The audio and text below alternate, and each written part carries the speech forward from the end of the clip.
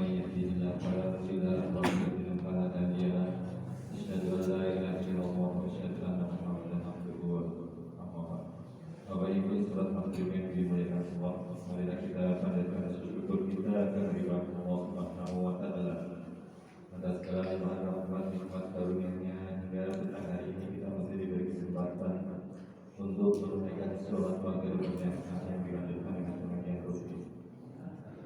Salawat serta salam marilah kita berikan kepada kita Nabi Muhammad sallallahu alaihi wasallam, Nabi uswatul hasanah, Nabi isyarat. Bapak Ibu para hadirin yang dimuliakan Allah, para hadirin yang kita, Bapak Ustaz Haji Abu Ubaidillah Ridwan yang akan mengisi pengajian pada kesempatan untuk mempersingkat waktu, marilah kita tetap pengajian ini dengan bersama-sama membaca basmalah. Selanjutnya kepada Bapak Ustaz Haji Abu Ubaidillah Ridwan dipersilakan. Bismillahirrahmanirrahim. Assalamualaikum warahmatullahi wabarakatuh. Alhamdulillah rabbil alamin. Hamdan katsiran tayyiban mubarakan fihi. Kama yuhibbu rabbuna wa yarda. Asyhadu an la ilaha illallah wahdahu la syarika lah. وأشهد أن نبينا محمدا عبده ورسوله صلى الله عليه وعلى آله وأصحابه أجمعين وسلم تسليما كثيرا أما بعد. أيها الحاضرون والحاضرات جماعة صلاة المغرب yang kami muliakan, rahimani wa rahimakumullah ta'ala wa baraka fikum jami'an. Alhamdulillah, segala puji hanya milik Allah, tiada henti dan tidak bosan untuk kita selalu bersyukur kepadanya atas segala nikmat, karunia serta rahmat-Nya, termasuk kesempatan dalam malam hari ini untuk kita duduk sejenak dalam rangka thalabul ilmi syar'i untuk menuntut ilmu agama yang sangat penting, bermanfaat bagi kita semua. Karena kita mohon kepada Allah Subhanahu wa taala untuk memudahkan kita meraih ilmu yang bermanfaat dan dijauhkan dari ilmu yang tidak bermanfaat. Hadirin jamaah sekalian yang dirahmati Allah Ta'ala, dalam kesempatan yang berbahagia ini sejenak kita akan kembali mengulas tentang as-salat, tentang salat, bagaimana khususnya keistimewaan salat, agar kita bersemangat di dalam mengerjakan salat dan dihindarkan dari hal-hal yang menjadikan kita lalai dalam mengerjakan salat. Hadirin jemaah sekalian yang dirahmati Allah, salat ini adalah ibadah yang telah Allah wajibkan kepada seluruh para nabi. Jadi tidak hanya kepada Rasulullah dan kaum muslimin, tapi juga para nabi dan umat-umatnya. Hanya saja mereka itu selepas kematian nabi-nabi mereka, maka mereka itu umat-umat itu kemudian meninggalkan, mengabaikan salat. Mereka tidak lain dan tidak bukan adalah dari kalangan ahli kitab, orang-orang Yahudi, orang-orang Nasrani. Hakikatnya mereka itu diperintahkan untuk salat, sebagaimana mereka juga melakukan salat ketika nabi-nabi mereka masih hidup dan berada di tengah mereka. Tapi ketika nabi-nabi mereka wafat, maka kemudian ahli kitab meninggalkan salat. Hal ini sebagaimana yang Allah katakan dalam surat Maryam di ayat ke-59. Allah Subhanahu wa taala menyebutkan, fa khalafa min ba'dihi aw min ba'dihim khulfun adha'u as-salah wa tabu'u ash-shahawat fasawfa yalqawna ghayya fa khalafa min ba'dihim khalfun. Kemudian datanglah generasi setelah mereka, itu generasi yang jelek, generasi yang dalam ayat ini fa khalafa min ba'dihim khalfun. Siapakah yang dimaksud dengan him di sini? Mereka itu. Kemudian datanglah pengganti setelah mereka. Maka para ulama mereka menyebutkan kata khalf min ba'dihim di sini adalah ditujukan kepada 10 nabi yang Allah sebutkan di awal-awal surat Maryam dari ayat 1 hingga 58. Allah menyebutkan beberapa kisah para nabi dan para rasul. Ada 10 nabi. Kalau diurutkan dari ayat-ayat yang pertama yang awal, maka ada Nabi Zakaria, ada Nabi Yahya, Nabi Isa, lalu Ibrahim, Ishak, Yakub, Musa, Harun, Ismail, lalu kemudian Idris.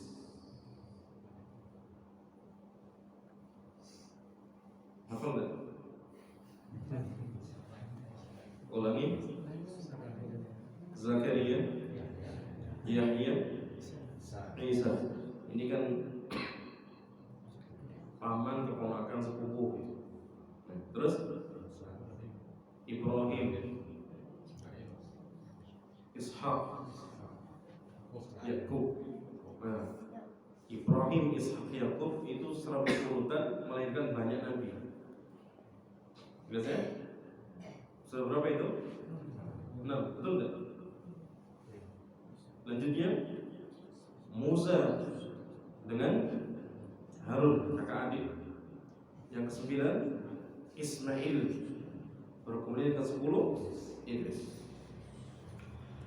Itulah 10 nabi yang Allah sebutkan, yang Allah kisahkan, yang Allah Ta'ala perintahkan Rasulullah SAW untuk menceritakan 10 nabi tersebut, nabi dan rasul, dari Zakaria hingga Idris. Kemudian apa yang dimaksud dengan khalfun dalam ayat ini? Lalu datanglah pengganti setelah mereka, pengganti yang buruk. Siapa khalfun di sini? Ahlul kitab, Yahudi dan Nasrani. Bagaimana sifat mereka dikatakan pengganti yang buruk? Adha'us shalah. Mereka meninggalkan salat, mengabaikan salat. Wattaba'us syahwat, dan mereka mengikuti hawa nafsu. Maka Allah mengatakan fasawfa yalqawna ghayya, maka mereka kelak akan menemukan atau akan mendapati kesesatan atau akan mendapatkan daripada azab neraka. Hadirin jamaah sekalian yang dirahmati Allah Ta'ala, ayat yang mulia ini menunjukkan kepada kita bahwasanya umat-umat terdahulu mereka juga diperintahkan untuk mengerjakan salat, sebagaimana juga para nabinya. Contoh Nabi Yunus alaihissalam. Nabi Yunus alaihissalam ketika Allah Subhanahu wa taala uji Nabi Yunus dengan dimakan oleh ikan paus, apa yang Allah katakan? Allah mengatakan falaula annahu kana minal musabbihin lalabisa fi batnihi ila yaumi yub'atsun. Kalaulah bukan ya, atau seandainya kalau Yunus itu bukan termasuk dari kalangan orang yang bertasbih, maka sungguh dia akan tinggal menetap di perut ikan tersebut hingga datangnya hari mereka dibangkitkan. Itu hari dia. Ibnu Abbas radhiyallahu anhu mengatakan yang dimaksud dengan minal musabbihin artinya minal musallin, termasuk kalangan orang-orang yang mengerjakan salat, mendirikan salat. Maka Nabi Yunus alaihissalam ini adalah nabi yang dia sudah mengerjakan salat. Demikian pula Nabi Ibrahim alaihissalam, ketika Allah Subhanahu wa taala memerintahkan Ibrahim untuk pergi membawa putranya Ismail beserta sang ibu Hajar untuk menempati tinggal di sebuah lembah yang tidak ada tanaman, tidak ada manusia satupun, gersang, dan itu cikal bakal akan didirikannya Ka'bah. Maka Ibrahim alaihissalam kemudian berdoa kepada Allah Subhanahu wa taala, "Rabbana inni askantu min dzurriyyati biwadin ghairi dzi zar'in 'inda baitikal muharram. Rabbana liyuqimus shalah." Ibrahim berdoa, "Ya Allah, wahai Tuhan kami, sesungguhnya aku menempatkan anak keturunanku yaitu Ismail di sebuah lembah tanpa ada tanaman di sisi rumahmu yang dimuliakan dan disucikan.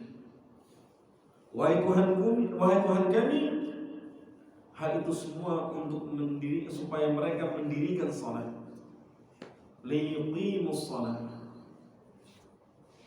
Maka Ibrahim termasuk orang-orang yang dikatakan para nabi yang mengerjakan salat, termasuk pula dengan putranya.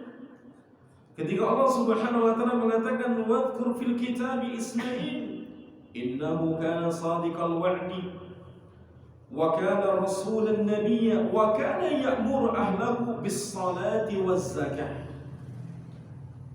Ketika Allah taala menceritakan Ismail, memuji Ismail, maka Allah Subhanahu wa taala berkata kepada nabinya, "Wahai Muhammad, ceritakan tentang Ismail yang ada di dalam Al-Qur'an.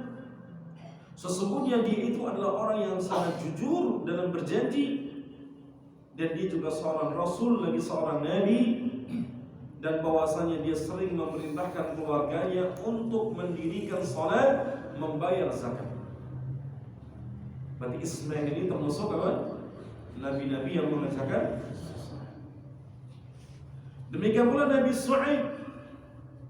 Nabi Shu'aib ketika diutus kepada suatu kaum, kaumnya Nabi Shu'aib itu kaum mana?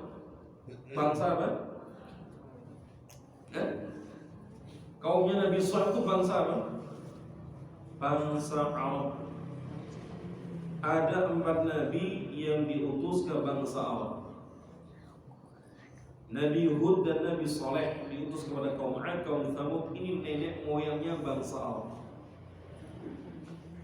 Kemudian yang ketiga Nabi Shu'aib, yang keempat Muhammad. Hanya 4 nabi yang diutus ke bangsa Arab.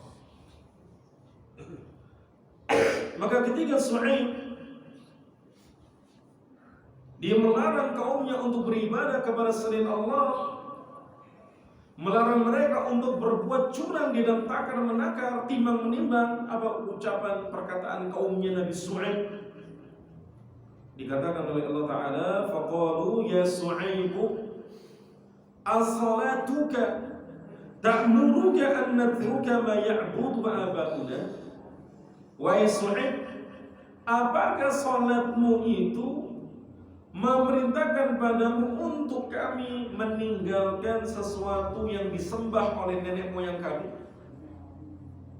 Di sini kaumnya Nabi Shu'aib menyebutkan bahwa Nabi Shu'aib itu mengerjakan salat. Ya, dan Nabi Shu'aib ini adalah nabi yang hidupnya lama dari zamannya Nabi Musa. Sehingga Shu'aib yang ditemui oleh Musa sampai kemudian Musa menikahi salah satu putrinya itu bukan Nabi Shu'aib. Karena Nabi Shu'aib ini zamannya jauh dari Nabi Musa AS. Dan kaumnya Nabi Shu'aib ketika mereka mengingkari untuk beribadah kepada Allah semata dan tidak mau mereka berbuat jujur dalam takar menakar, timbang menimbang, maka Allah azab, Allah musnahkan. Dan para ulama mereka mengatakan para nabi atau umat-umat para nabi sebelum Nabi Musa alaihissalam, ketika mereka membangkang maka langsung diazab. langsung dibinasakan. Adapun zaman Nabi Musa hingga Rasulullah, maka tidak ada kaum yang diadab. Kenapa? Karena para nabi dari Nabi Nuh hingga Nabi Musa, sebelum Nabi Musa itu tidak ada syariat jihad. Adapun syariat jihad yang pertama kali diwajibkan itu pada Musa dan kaumnya. Sehingga Nabi Musa alaihissalam sering berjihad dengan kaumnya Bani Israel. Ya. Mereka menaklukkan negeri ini, melakukan negeri itu dan seterusnya. Banyak kisah-kisah peperangan yang dilakukan oleh Musa dengan Bani Israel. Dan syariat jihad ini kemudian terus ditegakkan sampai diutusnya Nabi Shallallahu Alaihi Wasallam. Oleh karenanya umat-umat setelah diutusnya Musa itu tidak diadab, tidak binasakan. Yang adalah ditegakkan jihad kepada mereka. Kalau didakwahi mereka menolak, maka baru boleh mengangkat pedang. Ya. Hadirin jemaah sekalian yang dirahmati Allah Subhanahu wa taala. Kemudian Nabi Musa ini juga termasuk nabi yang dia itu menjalankan salat, mengerjakan salat. Ya, ketika Nabi Musa alaihissalam diajak bicara oleh Allah Ta'ala langsung di Bukit Tur Sinai, maka Allah Subhanahu wa taala berkata kepadanya, "Fastami' lima yuha. Innani anallah. La ilaha illa ana fa'budni wa aqimis salata lidzikri." Nabi Musa alaihissalam dikatakan oleh Allah Subhanahu wa taala, dengarkanlah, simmaklah apa yang diwahyukan kepadamu. Sesungguhnya aku ini adalah Allah. Innani anallah. La ilaha illa ana, tidak ada sembahan yang berhak untuk disembah kecuali hanya aku. Fa'budni, maka sembahlah aku. Wa aqimis salata lidzikri, dan dirikanlah salat untuk mengingatku. Maka Musa alaihissalam termasuk nabi yang dia mengerjakan salat berikut juga dengan umatnya. Hanya saja mereka para umatnya itu selepas para nabinya wafat, mereka kemudian meninggalkan salat. Maka Musa alaihissalam begitu banyak jasanya kepada kaum muslimin, kepada kita semua. Kalau bukan usulan atau kalau bukan takdir Allah, kemudian usulan dari Nabi Musa, tentu sholat yang kita kerjakan sehari semalam adalah 50 kali. Jasanya Musa alaihissalam yang kemudian memberikan masukan kepada Rasulullah dengan mengatakan itu terlalu berat, umatku saja tidak bisa melakukannya. Maka Nabi bolak-balik untuk meminta keringanan, sampai dikatakan as-salatu hiya khamsun wa hiya khamsuna. Salat itu 5 cukup dikerjakan sehari semalam 5 kali, tapi jadi pahalanya sebanyak 50 kali. Jadi satu salat nilainya 10 salat. Hadirin jemaah sekalian yang dirahmati Allah Subhanahu wa taala. Demikian pula nabi-nabi yang lain yang mereka itu telah mengerjakan salat adalah Nabi Daud, Nabi Sulaiman, demikian pula Nabi Zakaria, Nabi Isa alaihissalam.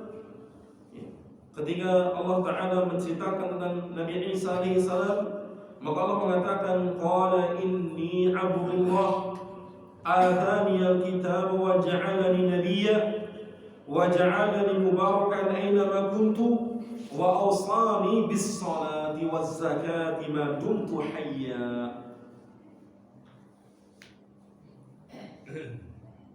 Nabi Isa alaihissalam berkata, sungguhnya aku ini adalah hamba Allah. Dia Allah Ta'ala telah memberikan kepadaku kitab, yaitu Injil, dan menjadikanku sebagai seorang nabi. Kalau dikatakan seorang nabi, berarti dia itu manusia. Wa ja'alani mubarakan aynama kunt. Dia Allah Ta'ala menjadikan aku selalu diberkahi dimanapun aku berada. Wa awsani, kemudian memerintahkan padaku bis salati waz zakati ma dumtu hayya. Kemudian Allah Ta'ala memerintahkan kepadaku untuk mengerjakan salat, membayar zakat selama aku hidup. Ini pengakuan Nabi Isa AS. Maka hadirin jemaah sekalian yang dirahmati Allah Subhanahu wa taala, maka salat ini merupakan amalan ibadah yang dilakukan oleh seluruh para nabi tanpa terkecuali. Ada berapa jumlah para nabi itu? Ada berapa? Banyak, ini ngaji. Berapa jumlah para nabi? Hah? 25. Ada yang lain? Angka yang lain?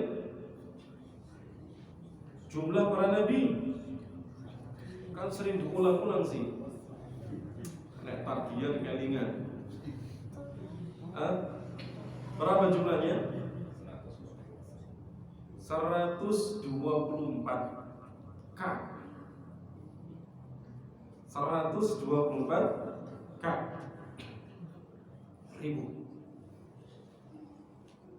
Dan Nabi SAW pernah dipertemukan dengan mereka semua di malam Isra'nya, ketika mampir di Baitul Maqdis. Kemudian Allah Subhanahu wa taala memerintahkan, atau malaikat Jibril memerintahkan Rasulullah SAW untuk menjadi imam bagi seluruh para nabi yang ada. 124 ribu. Kalau jumlah Rasul ada 315. Namanya yang dikenal, yang disebutkan dalam Quran dan hadis ada 25. Tapi kalau dikatakan berapa jumlah nabi?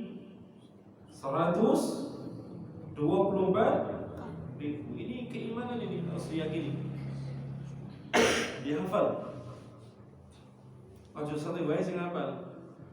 Ya. Kalau jumlah Rasul berapa? 315. Ya, 315. Kalau jumlah Nabi dan Rasul yang disebutkan namanya ada berapa? 25. Hadirin jemaah sekalian yang dirahmati Allah Subhanahu wa taala. Di antara keistimewaan salat yang selalu untuk kita ingat-ingat agar kita termotivasi terus mengerjakan salat sebaik mungkin dalam kesempatan yang Allah berikan kepada kita. Maka jadikan salat-salat itu sebagai salat yang terakhir. Bisa jadi kita tidak diketemukan dengan salat yang berikutnya. Dan salat itu menentukan kehidupan seseorang, menentukan kehidupan seorang dunia dan akhirat. Kalau salat yang dia kerjakan serba telat, maka menjadikan serba telat seluruh urusannya di dunia ini. Demikian pula kalau dia salatnya setiap hari telat, maka di akhirat pun menjadikan dia telat keluar untuk keluar dari neraka, telat masuk surga. Maka hadirin jemaah sekalian dirahmati Allah Ta'ala, di antara kekhususan daripada ibadah salat itu, yang pertama adalah Allah Subhanahu wa taala mewajibkan salat itu kepada nabinya di malam Lailatul Mi'raj. Lailatul Mi'raj adalah salah satu di antara peristiwa bersejarah di dalam perjalanan kehidupan Nabi SAW di fase Mekah. Ketika Nabi ditinggal mati oleh orang-orang yang terkasih, diawali oleh pamannya Abu Thalib, lalu kemudian disusul oleh istri yang tercinta Khadijah. Maka tidak ada yang bisa untuk membesarkan hati Nabi SAW dalam menopang dakwah yang penuh dengan aral perintah. Biasanya sang istri yang selalu memberikan hal-hal yang mengademkan, karena hakikatnya istri itu menjadi radiatornya suami. Tahu radiator enggak? Kalau di mobil itu radiator jadi apa? Jadi pendingin. Kan gitu. Maka istri itu menjadi pendinginnya suami. Jangan sebaliknya. Tidak mungkin dapat. Ya. Maka jangan kaget kalau ada suami pulang kerja, misalkan pulang ke rumah, istrinya pengen curhat, tidak dilayani. Kopi repot. Ya. Jangan kaget, karena memang tabiatnya suami itu tidak mau menerima hal-hal yang repot. Ini digawe gampang wae. Tidak terima curhat. Tapi kalau suami ketika dia pulang ke rumahnya, dia ingin mencari istrinya untuk apa? Dicurhat, sekedar cerita. Seperti Nabi bercerita kepada Khadijah. Kemudian hadirin jemaah sekalian yang dirahmati Allah Ta'ala, peristiwa Mi'raj ini maka tidak disebutkan kapan itu terjadi, pada tahun atau tanggal dan bulannya. Maka penunjukan tanggal 25 atau tanggal 27 Rajab itu diingkari oleh para ulama. Ya. Itu diingkari oleh para ulama. Kita tetap mengimani peristiwa Mi'raj itu terjadi, tapi persisnya kapan itu tidak ada yang tahu. Kenapa? Karena pada waktu itu belum ada penanggalan Hijriah. Karena masih di fase Mekah. Penanggalan Hijriah itu dimulai pada zamannya Umar. Nabi sudah wafat puluhan tahun, ya, atau belasan tahun lah katakanlah demikian. Karena zamannya Nabi dengan Abu Bakar itu cuma 2 tahun sekian bulan masa kekhalifahan. Tapi di zamannya Umar tidak langsung kemudian terjadi penanggalan, berjalan beberapa tahun dari kekhalifahannya baru terjadi. Itu pun kalau dilihat di sejarah, Nabi hijrah itu bukan di bulan Muharram. Nabi hijrah itu di bulan apa? Di bulan ada yang mengatakan di akhir bulan Safar. Karena Nabi SAW tiba di Madinah itu tanggal 12 Rabiul Awal. Nabi sempat tinggal di Kuba. Waktu itu Kuba bukan area wilayah Madinah, di luar kota. Nabi tinggal beberapa saat di situ sampai Nabi melaksanakan salat Jumat pertama kali itu di kota Kuba. Dari Kuba baru kemudian ke Madinah. Di Madinah jatuhnya tanggal 12 Rabiul Awal.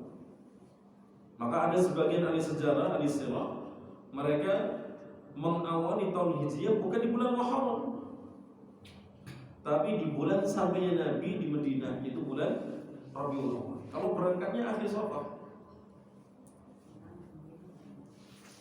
Namun mayoritas ulama menjadikan awal bulan Hijriah itu adalah Muharram. Namun pada peristiwa Mi'raj, malam yang mulia, malam yang agung, maka Nabi SAW langsung mendapatkan perintah salat dari Allah tanpa ada perantara. Maka dari peristiwa ini Nabi pun disebut sebagai kalimullah, Nabi yang langsung diajak bicara oleh Allah sebagaimana Musa. Maka Allah Subhanahu wa taala mewajibkan salat langsung kepada Nabi SAW, sementara syariat yang lain melalui perantara malaikat Jibril. Ini yang menjadi keistimewaan ibadah salat dari ibadah-ibadah yang lain. Yang kedua, awal kali diwajibkan, diperintahkan adalah 50 kali salat sehari semalam. Berarti tiap berapa jam itu?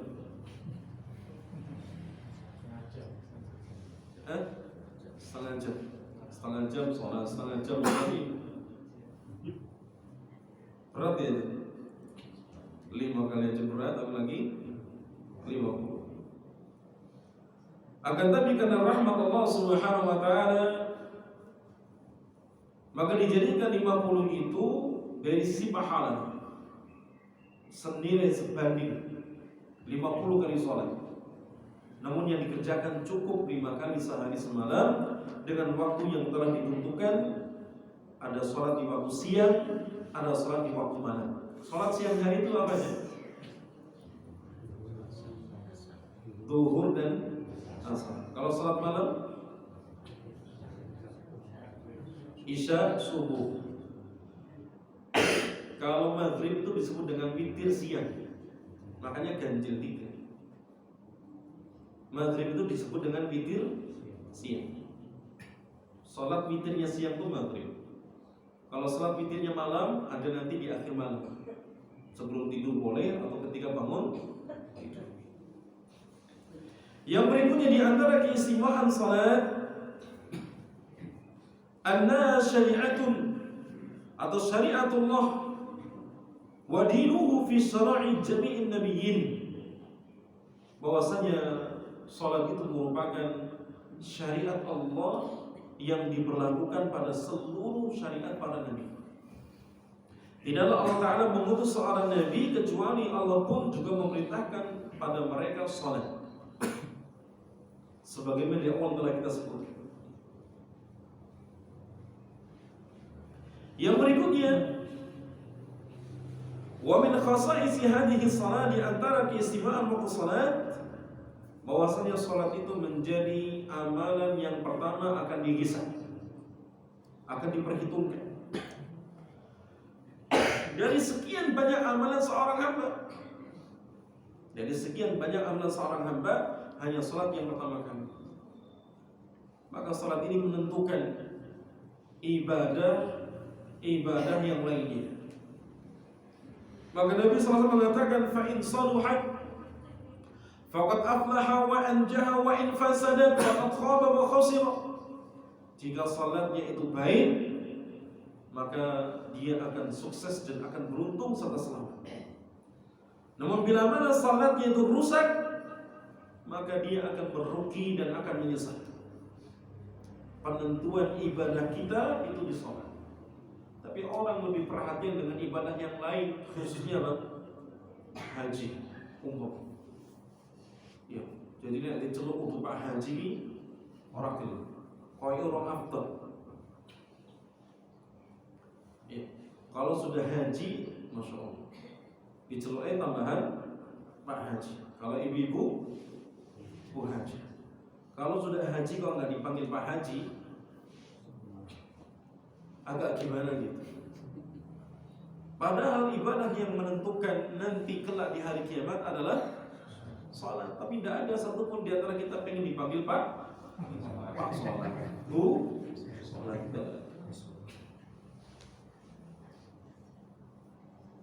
Seakan-akan ketika dia sudah haji misalkan atau umrah, dia sudah sempurna keislamannya, tidak berbahaya maksiat yang dilakukannya.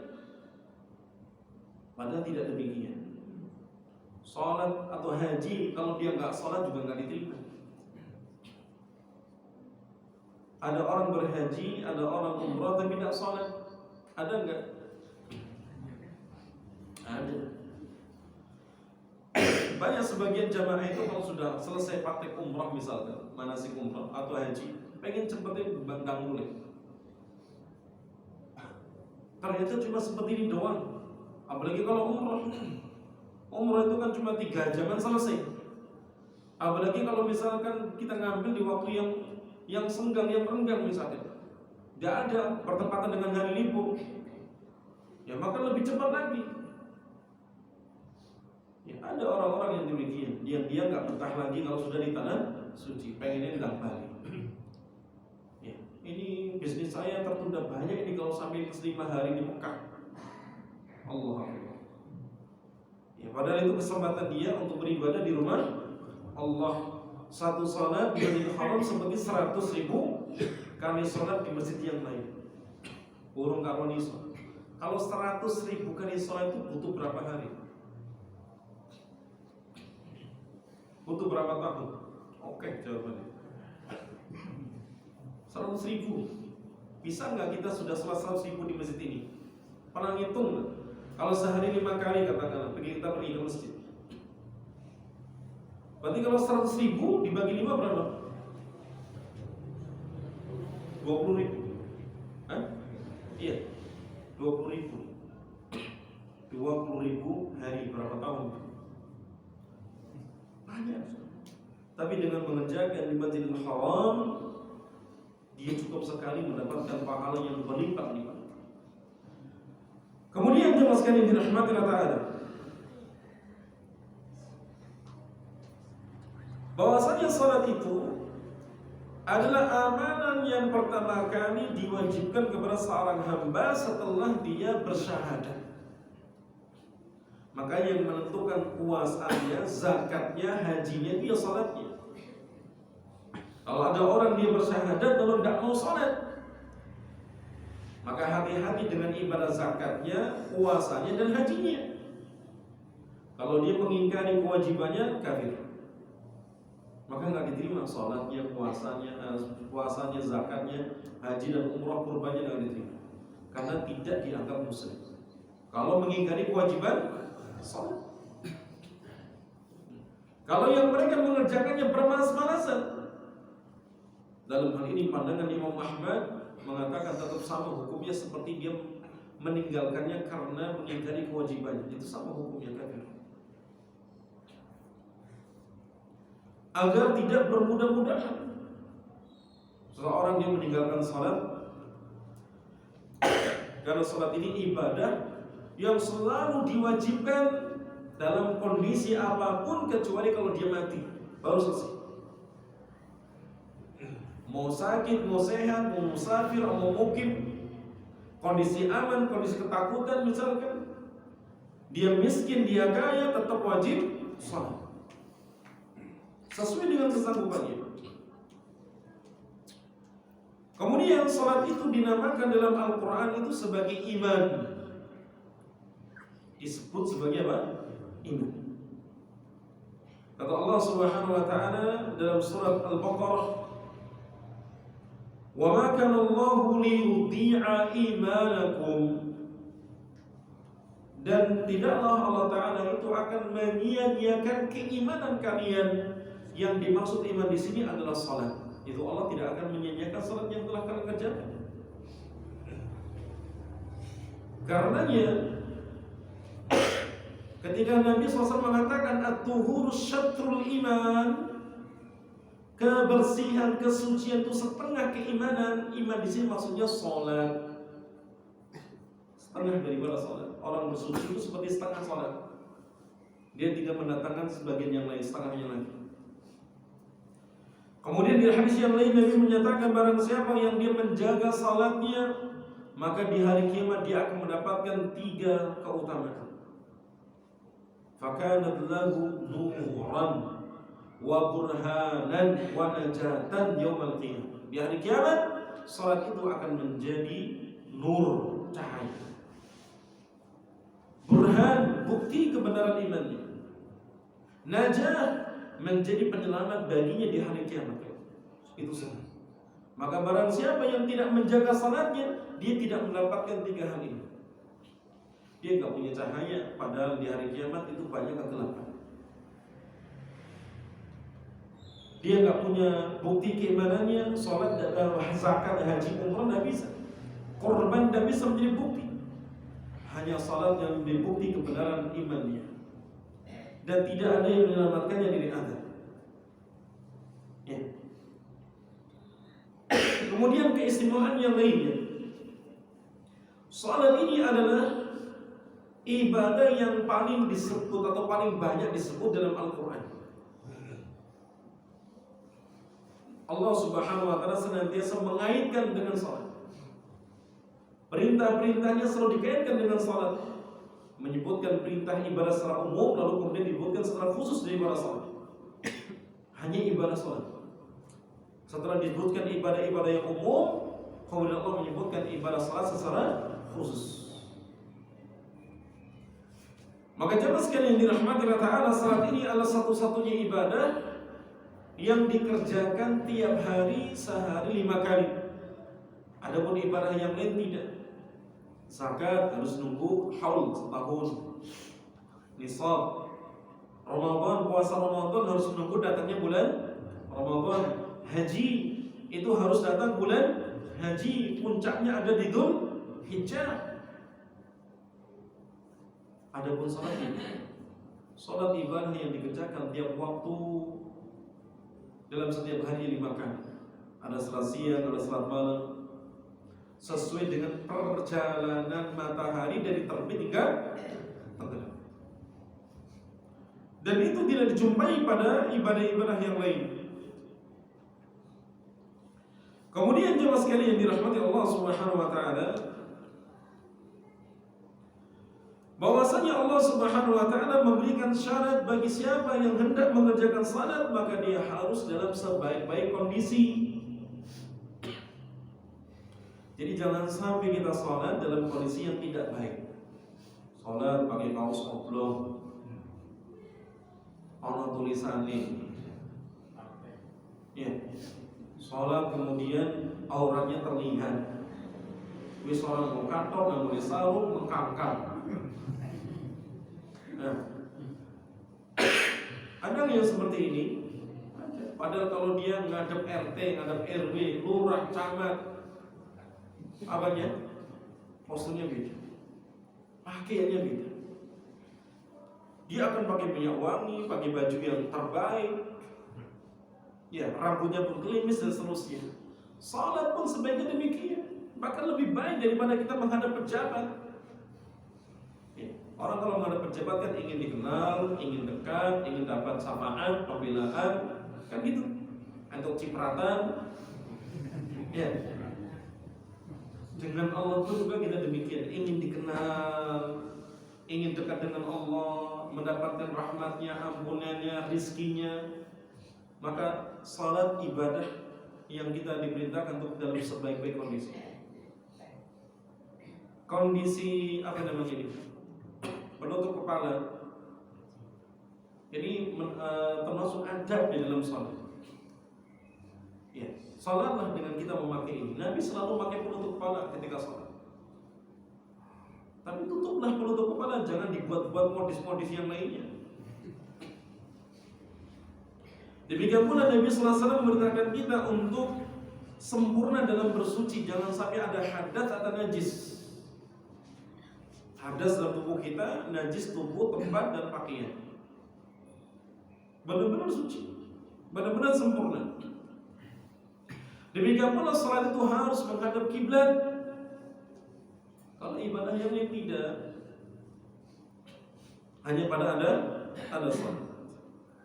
Maka jemaah sekalian yang dirahmati Allah Subhanahu wa taala, salat ini ibadah yang akan terus diwajibkan oleh seorang sampai akalnya hilang. Kapan itu? Pikun. Pikun akalnya hilang ya. Jadi kalau ada orang tua kita pikun, kan akalnya hilang, kesadarannya sudah hilang. Itu sebenarnya sudah nggak wajib. Kadang-kadang ada pikun yang dia terus sholat, nggak kenal waktu. Sing diingat sholatnya maghrib, isya, maghrib. Karena apa? Yang sering banyak orang itu waktu maghrib, subuh ya orang. Subuh kan sedikit, soalnya ada yang dia itu diingatkan sholat dan mau. Ada yang diingatkan sholat dan mau. Maka kalau ada orang tua yang seperti ini yang sudah pikun, hakikatnya sudah terangkat kewajibannya, sudah nggak ada. Ya, kapan orang dikatakan pikun? Kalau kesadarannya hilang. Ada yang 100%, ada yang beberapa sebagian. Dan tanda pikun ada berapa? Ada 2 diantaranya. Apa aja itu? Kalau sering lupa, tandanya apa? Pikun. Kalau sering marah, tandanya dia pikun. Jadi kalau kita dapati ada orang kok gampangan nesu, gampangan lali, tandanya dia sudah mendekati masa-masa kepikunan. Makanya Nabi berdoa, Allahumma inni a'udzubika minal haram. Bukan haram, haram. Haram itu bisa kepikunan dan bisa penyakit yang datangnya tiba-tiba seperti stroke dan lainnya. Dan Nabi selalu berlindung karena masa tua itu masa yang gak enak, belas. Orang kalau dia kena stroke gimana rasanya? Hilang dunianya. Dia nggak bisa jalan, dia nggak bisa kemana-mana, nggak bebas. Ya, dia merepotkan banyak orang. Maka sering baca doa ini, Allahumma inni a'udzubika minal haram. Kita cukupkan di kesempatan yang mulia ini. Mudah-mudahan yang singkat ini bermanfaat bagi kita semua. Aku qouli hadza wa sallallahu ala nabiyyina Muhammadin wa ala alihi wa sahbihi ajma'in wa akhiru da'wana alhamdulillahi rabbil alamin. Wassalamualaikum warahmatullahi wabarakatuh. Disampaikan